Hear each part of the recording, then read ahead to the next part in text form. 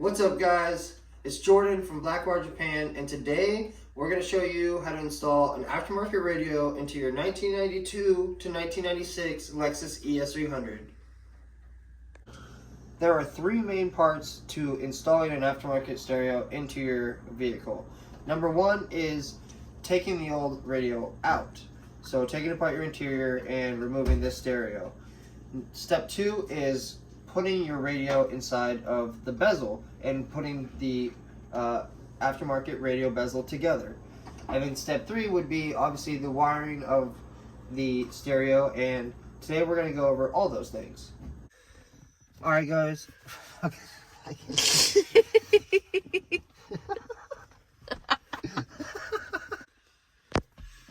Alright, guys, so obviously we're already a little bit ahead. I went ahead and made sure all my stuff worked, but I will cover all this. First, we're going to start with talking about a little bit about the interior. Now, to take out the radio, you have to take out the vent first, because there are two screws or bolts behind this center vent. People always break these center vents. The reason being is because, for one, they're a pain to get out, and for two, they're old plastic brittle. But a lot of people don't know where the correct pry places are on this. At the very bottom, you will see there's a metal tab here and a metal tab here. What you want to do when it's sitting in here like that is you take a flat blade or a pry tool or whatever you have and squeeze it in between and push up on the metal tab. So pry up gently.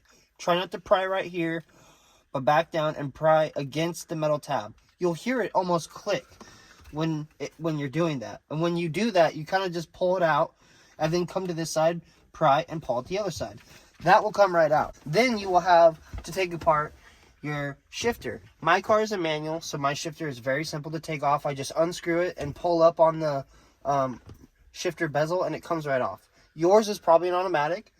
And to do that, you need to put the car into neutral by pushing the shift lock button, pulling the car back down to the shift lever down to neutral, and then there's usually a little slide on the bottom of the shifter that you push down, and there's usually two screws on the bottom of the shifter. Once you undo those screws, your shifter will come up, set to the side, and then you'll pull up on the plastic shifter trim, and it should come right up and over, and you set that off to the side. Then you will have your ashtray and cup holders. That is held in by 4 screws, but behind those 4 screws is a small little plastic piece that sits right above the cup holder and right below the radio.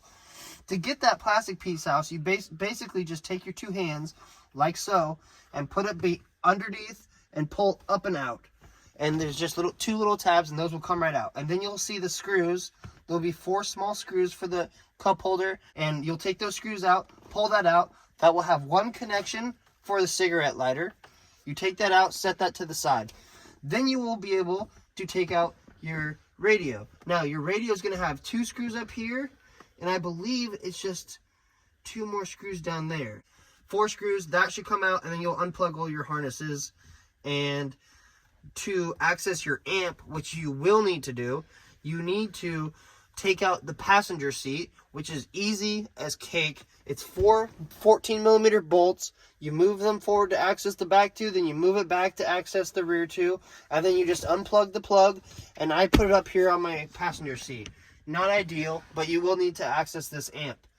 And I took off the whole surround, the whole center console surround, because the way I wired it, I wired and snuck the wires under the carpet up through here. You may or may not want to do that. I don't know. The center console comes out with 2 bolts underneath your foam pad that's in there, and then there's just a couple screws along the front and edges, and the whole center console thing comes right out. Unslides from here and comes out. Simple as that. That covers most of the interior stuff. Now let's go back inside and talk about the rest of the junk we got to cover. Alright, so we went over removing the stock radio. So at this point, you should have the stock radio out with the climate control probably still connected to it. What you're going to want to do is you're going to get rid of these. These are your stock frames. We're going to use an aftermarket Metra dash kit that looks something like this. I'll show you how it assembles. It's very simple.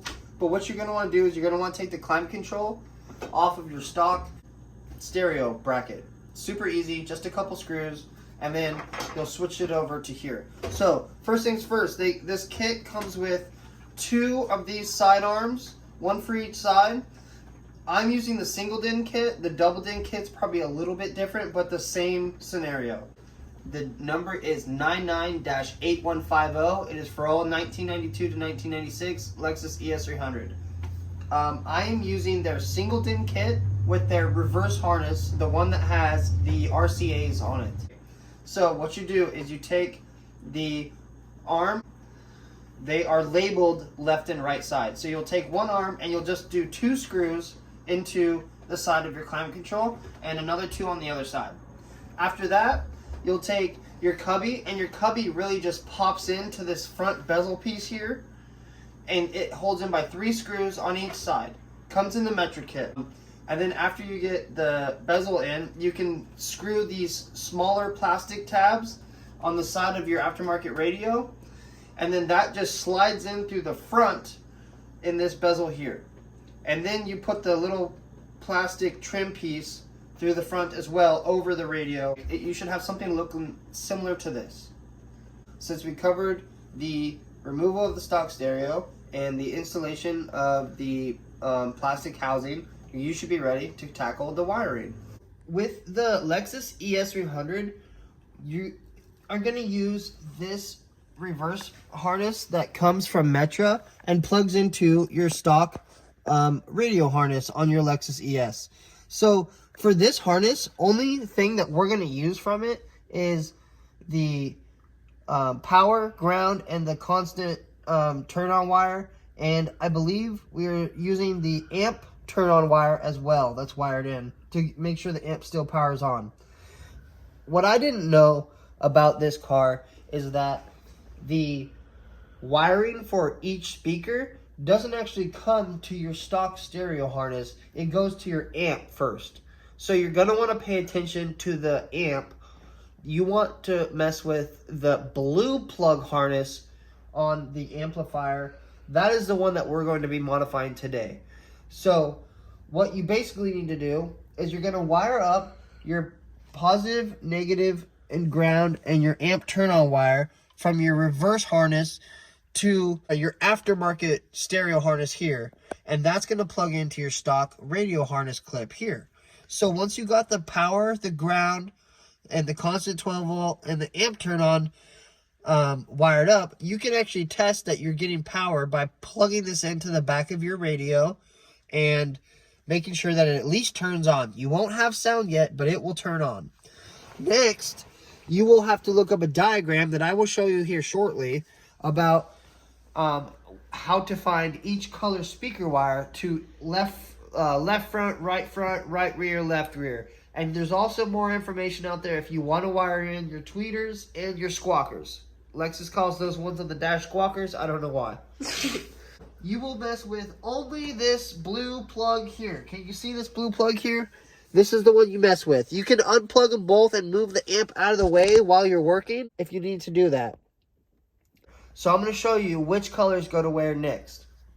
This is the amplifier. This is the blue clip harness diagram on the amplifier here. So if you look at the top left, you'll see rear speaker and you'll see left hand and right hand. If you look at the bottom down here, you will also see front door speaker, right hand and left hand, and then you'll see front tweeter. I did not wire up my tweeters or my squawkers. Up here, you will see for the left hand rear speaker, we have a black and a yellow wire. And we're going to go over to our radio harness, and we're going to look for left rear. Left rear is going to be green and green black. Alright guys, so here is the cheat sheet. This is all the colors and everything you need to wire up for speaker sounds. Take a good look at this. You can screenshot that there and go over the colors. This is for the blue clip side to your aftermarket radio's black harness that comes out of the back of your aftermarket radio. You'll see this here is actually pink and violet, which is going to be pink and purple. So I wrote up here that you'll see pink and purple on the blue clip side. It threw me off a little bit. Same with yours. it's going to be purple and purple black. They call it violet. I got confused by that, so I'm just showing you guys that for a minute. And so what I also want to show you is that there's on that blue clip harness, there's going to be 2 sets of black and yellow wires. And that's because, remember, the rear left side speaker uses that, and so does the front door left-hand speaker. So if you need to know which black and yellow goes to which speaker, what I did was I looked and seen which black and yellow wire was next to the red and white wires. They'll be right next to each other, or on top of each other, however they decide to do it. And then I can tell that these ones, this is the black and yellow next to the red and white, so I know that these are for the front door speakers. If I see black and yellow next to some pink and purple wires, then I know those ones are for the rear speakers. So hopefully that helps you guys just a little bit.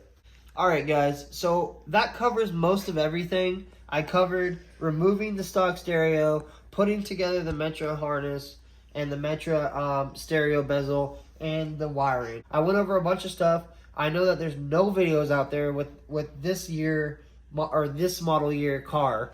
Now, we're just going to put everything back together, and I'll show you guys how my stuff looks when it's done. And I really hope that this video helped you. If it did, please like, comment, and subscribe. Just make sure that your radio power's on and that you have sound coming out of all the speakers you wired up, and you should be good to go. So I really appreciate you guys watching this video. I hope this helps anybody else who's looking to swap in a radio into their 92 to 96 ES300. You can save money and do this yourself. It's really not that bad. Maybe a day or 2 worth of work if you're new to this kind of stuff. So really maybe just want to inspire somebody else to try it themselves and, you know, have fun and say you did it yourself. So anyways, like, comment, subscribe for more content. Thanks guys.